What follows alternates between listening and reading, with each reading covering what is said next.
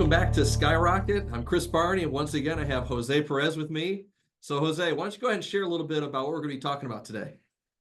Well, Chris, since the last time we spoke, I've been thinking a lot about productivity. And obviously, from where I sit, I'm talking about productivity of salespeople, but from where you sit, you're talking about productivity of just, everybody else. And so I'd like to start with kind of high level view of why you need to figure out ways to streamline your busy work. When you think about companies or even individuals, okay, what's your differentiator? Is it busy work? Of course it's not. But so many people get wrapped up in busy work, kind of inputting things into a CRM or, organizing things. And those are important things that you do have to do. But if you could figure out how to streamline, put systems in place, and nowadays with artificial intelligence, use tools that will allow you to eliminate this busy work and increase your productivity, you're going to be much better off. So from a sales perspective, I think, how many more phone calls can I make today? How many more meetings can I do? How many more demos can I do? And so the more I do, the more I'm going to close eventually. So from a productivity standpoint, as a salesperson, I'm always looking for ways to maximize my time in front of people doing what I do. From Right. your perspective in corporate development, where do you look at this in terms of productivity? Yeah, I think we have to look at what's the most important thing I can do in a day. Of all of the things I can do, what are the most important things? That's where prioritization comes in. And I think one thing that's helped me a lot is the Eisenhower matrix. We have all those things that are important and all those things that are urgent. We have those things that are not very important and not very urgent. And then there's a mixture of the two. And it's really the challenge to go through and figure out what box I'm going to live in. And if we're constantly living in the urgent and important box, that's kind of the emergency box. You're just kind of reacting to everything because you didn't plan well. Everything is urgent. And because you weren't sure what was important, everything becomes important. So you really want to get out of that box. Those times are going to come. You can't avoid it. You really want to get into that box that says, hey, this is important and it's non-urgent. And the reason it's not urgent is because I planned for it. And so that's what you should look and say, what are the most important things I need to be doing? How do I plan to get those things done? Or else I'm just spinning my wheels either in panic, or I'm spending even worse. I'm spending my time on non-important things that are non-urgent, which is a recipe for disaster. Well, I totally agree. And one of the things that I know that I do personally is at the beginning of every week, or actually on the weekend, I start my Monday and I have a list. And I have a list of things that I want to get done this week. And I prioritize them, to your point, because some of the things I need to get done this week don't necessarily need to happen on Monday or Tuesday. Maybe you can wait till Thursday or Friday, right? So I prioritize those things and I spend my effort getting to the things that are important. So one other thing that I'd love to get your feedback on is systems, metrics, tracking, because that's also really important. It's not only having the information in front of you of what's important, this Eisenhower grid that you're talking about, which is, I guess, what I'm doing too in terms of, mine's not quite as presidential as yours, but, putting systems in place and tracking things. When you think about, again, looking at a salesperson, and let's say you've got this database of 500 people that you want to reach out to. And so, how do you organize those people? How do you decide who to call first? How do you decide what to talk to those people about? So getting back into systems and metrics and even technology, how can those things help you to kind of sort through it and streamline these things? So you're spending your time every single day on what you do best, whether you're a salesperson like myself, managing a team like I do, or whether you're just a line employee, doing whatever your particular role is. Let's focus on what you're really good at, because the more time you can focus on that versus all the other stuff, you're going to really blow away your productivity, which is what everybody's looking for, whether you're management, you're an employee, or you're the leader of the company. Yeah, with all these things, there's some really great productivity tools, especially if you're in sales, the CRMs, you can shop to your heart's content, but they're all there to do the same thing, to be utilized. And I think that's part of the issue is I've watched so many fledgling agents that I've trained, and we give them this wonderful CRM if they'll learn how to use it, but it just seems overwhelming to them at first, and they're just not exactly sure how to use it. And you need to take at least enough time to figure out this really can help me. Well, let's talk about CRMs for a second. And nowadays, it's interesting because CRM means a lot of different things for a lot of different people. But when you think about CRM, the reason it's overwhelming for people is because they have to go input all this information. So there are tools out there that allow you to automate that process of inputting the information, that even analyze the data inside your database to determine, okay, who are the people that you should be paying attention to? Who are the people that maybe you haven't called for the last 3 or 4 months that really should have a call today? So that's one of the things, again, that's why I mentioned AI earlier, that if you could align yourself with a partner that has this kind of technology and get rid of the busy work so that you're not inputting information, then that problem is solved, right? And so Yeah. now you just focus again on what you do best. And I think that's one of the things that's challenging when you talk about CRMs, they're overwhelming, really. And there's so many of them, right? I won't even name names, but there's so many of them, but so few of them really focus on just that ability to make that person much more productive. Because if you're going to depend on, salespeople, making salespeople productive, you have to make it super simple, super easy for them, because they're just not wired to do that. Or they have to go out and hire an assistant. In my case, I'd love to figure out how technology could be my assistant, give me my personal assistant doing a lot of this busy work, a lot of this leg work that keeps me from doing my job. Yeah, and like you said, there's 2 different routes you can go with that. Is you can create these templates, but as you mentioned, for an operations person, they just kind of think this way. Salespeople, not so much. And so that's why I love the new products that are coming out with AI, where you're simply saying, this is my goal, this is what I'm trying to do, this is how many calls I plan to make, and it starts to analyze that for you and put them where they need to go. And so one of 2 things, either go the AI route, or you get yourself in line with a good operations person who can create those templates for you and make it run.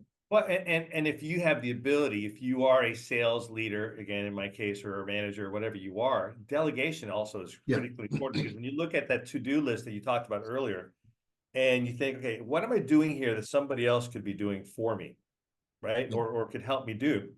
Because again, looking at myself personally as a senior sales executive, do I need to be inputting information? Really? No, I don't. I need to either have a tool that does it for me or have an assistant that does it for me. So delegation is really important. A lot of people, unfortunately, can't let go for whatever reason. Right. And I think that's something that, you have to have the discipline to be able to let go and trust your employees to do the things that are going to make you more productive, because the more productive you are, the more assistance and guidance you can give to your employees. And so it's really critical that you become this, I guess, this delegation machine, right? Yeah. Because that's going to, number one, empower your people. I think we've talked about this on previous Skyrocket talks. It's not only going to empower your people, it's going to make you more productive. And if what you do well is manage people and motivate people, then you're going to have more time to do both of those things. And I think everybody wins. It's a win-win for Right. everybody involved. And having that discussion with your staff that you're working with to say, here are the things that I do best. Here are the things that I think for the business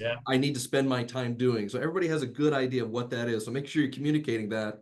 That way, when those other things come up that are urgent, but not important to you, it's like, those are the things I need to delegate right away. If yes, they're urgent, but I'm not the one who should be doing them. I need to be doing these things. Correct. And that doesn't make you a snob, by the way. No. That makes you a good leader. Yeah. Something else, switching gears a little bit, is also identifying trends and capitalizing on them, Yeah. right? And again, right now, AI is the buzzword. Let's capitalize it. How can AI help me? Everybody talks about Chat GPT and OpenAI and all these different things. What are they? What can they do? I'll give you an example. For me, I don't use it all the time because I happen to like writing and I think I'm relatively good at it. But if you go to LinkedIn, for example, and you post something on LinkedIn, it gives you an option at the bottom to have the AI kind of rewrite it for you, maybe do a little bit better job than you can do. Again, I don't really need it that much. And again, I use it, I look at it, sometimes I make edits, sometimes I don't. But the point is, that kind of technology is there today, not just on LinkedIn, but on a lot of different things. In fact, if you have a Microsoft Office suite, I'm looking at it right now, I got a little button on the right-hand side at the bottom where I can click and I can type in, okay, help me write an introductory email for this kind of situation, or help me write an ad, or I'm a listing agent, help me write a listing description. All those things are out there right now. And so if it's taking you an hour, let's say, every day to do some of these tasks, and you could use AI, again, identifying these trends and capitalizing on them, you can use AI to save you an hour a day. What can you do with that extra hour? How many more people can you talk to? Or for that matter, let's just be selfish. How much more time can I spend with my family? So these are all things that are really important. So if you identify those trends, capitalize on them, and not be afraid to try new technology, I think you can make yourself way more productive. Yeah, I was writing a home buyer's guide for training, and one of the sections was a glossary of real estate terms. And I could sit there and try to think up the definition of those and write them out and rework them. I just simply plugged each one in, said, give me a brief definition of this real estate term, and put the term in. And they were brief, they were accurate. There was a couple that were not accurate. That's the thing you have to be careful about. Go back and recheck. But it sure saved me the legwork at the front end. It was great. Right, exactly. Yeah, of course you have to check. Just like Google Translate, for example, when I'm communicating with people overseas, I speak Spanish and I write in Spanish, but it's not perfect. So I use Google Translate. It helps me, but I got to look at it just to make sure it's not, making any kind of errors, because it is technology, right? It's garbage in, garbage out. So as long as you can use it to help you. So again, it took you an hour to do before, now it takes you 5 minutes. That's great. Yeah, and that's careful. Sometimes people see these things, they may be a little afraid of them, but they're out there for a reason. That's why they are a trend. Of course, we don't want to be trendy and just go after the latest thing, but if it's out there, look at it, check it out, see why people are using it to be productive. Yeah. Yeah. I think, just trying to wrap things up, Chris, my last bullet, as I thought about this talk today, was investing in efficiency. Yeah. For every dollar that you spend becoming more efficient, how many more dollars are you going to get on the other side in terms of decreased labor costs, increased sales, et cetera? So look at it from an ROI standpoint. When I look at, if I could save, myself an hour a day on whatever, busy work I'm doing, okay, what's my time worth? If my time is worth $200 an hour, right? So times 5, that's $1,000 a week. Yeah. That's $4,000 a month. That's $48,000 a year.